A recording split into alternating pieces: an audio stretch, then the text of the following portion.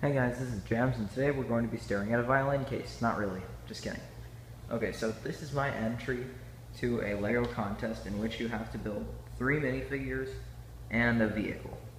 And now I hear you're whining the landing craft doesn't have wheels, but it is still technically a vehicle because it was made to transport people and supplies, as you'll see inside when we look inside of it. So let's get on to the minifigures. I want to make this video as quick as possible so it doesn't take too long to upload. I understand I'm a bit late.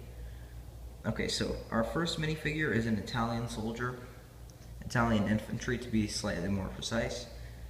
Let's look at the headgear. So the headgear is actually a dark blue stall helm with the edges trimmed off slightly. And he uses a, let's see, this is the face of one of the little hobbit guys from Lord of the Rings. I think the head came from the Mines of Moria, but I can't say for sure. He's got a little gray knapsack. He does have a decaled torso, which I think looks pretty cool.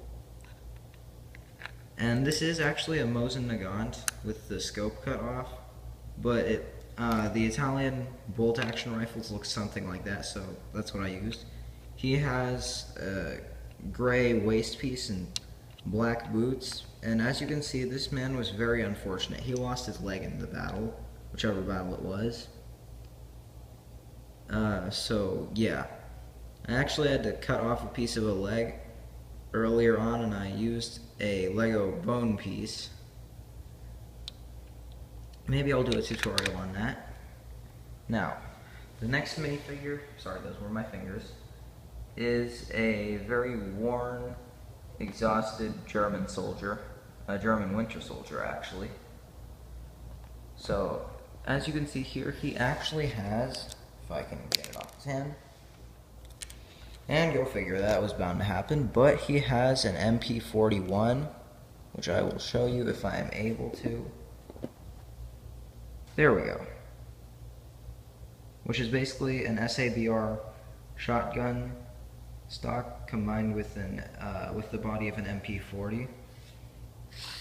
And so the minifigure himself, let me just remove his helmet. I'm sorry, I can't hold the camera still today for some odd reason. Now as soon as I get the darn helmet off, I can show you guys. Okay, he has a scar there and a scar under his eye. I don't know if you can see those. I'm gonna have to wash his head off later, but you know, you get the idea. He uses an Obi-Wan Kenobi head. It's an old outdated one, but I really like it as opposed to the new ones. I like the old Star Wars minifigure parts. He uses a red scarf and, you know, just your standard rubber band for a little belt thing on which he keeps a grenade and a Kar98K with a scope. Hold on. If I can just get it off. There we go. This is not one of the new GI Brick or Brickmania releases. It is just Kar98 bolt-action rifle with a U-clip and a little black rod piece for the scope. Nothing too special about the grenade. His uniform also involves decals, both front and back. That's one thing that the Italian soldier lacks. He doesn't have a decal on the back of his torso. And then our final minifigure is the Japanese officer, I guess. He uses the Captain Miller torso I got off of GI Brick. It's awesome. And he has a trench coat. I used the yellow skin tone on this guy because the neck, whatever part of the neck is showing on the uniform is actually in the yellow skin tone, so I had to use that. And then so he has a Type 100 SMG, which was based off of the German MP-18, I believe it was, that was used at the very end of World War I, and was one of the first formal submachine guns. However, the Japanese used a very different magazine, and this is indeed a P08 Luger, if my camera focuses on it. But it's supposed to be a Nambu pistol, which was the generic sidearm used by Japanese troops, so just use your imagination there. And he uses a very standard red officer cap. You can find this in just about anywhere, in any Lego police officer set. So that should be it for the minifigures. I'm not going to bother taking the trench coat off for the sake of showing the back. You can just look up Captain Miller on GI Brick. And then so the vehicle is a landing craft that would have been used on D-Day. As you can see, the front ramp opens up. Very simple mechanism. It's about as simple as it gets, to be honest. These chains are just for aesthetic purposes, but in my opinion they look kind of nice. Okay, so here we have a crate of dynamite and whatnot. Let's see what we have over here. I'm gonna have to end up dumping most of these crates out. This one has some grenades in it, and then this one here, this box, has several M6 rockets. This one just has a bazooka in it, just in case, you know.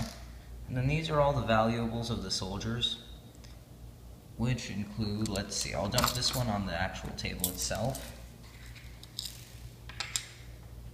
Several coins, rings, and what looks like, I don't know, maybe some antique chrome pocket knife perhaps, retractable one. Let's see what else we got. Just a whole bunch of weapons in these crates, like this BAR, for example. There is a stretcher with a bunch of medics' backpacks and a medic helmet. There's a medic briefcase in there, and a Browning crate. And then, while there's nothing in the bottom crate, barrel, there is a couple of ammo clips in the top one. And atop the canopy is supposed to be sitting a British pilot, I guess. These were actually crewed by British personnel, but that would technically be 4 minifigures, so I didn't end up including any. But there are these, there's the Browning there and a couple railings, I guess.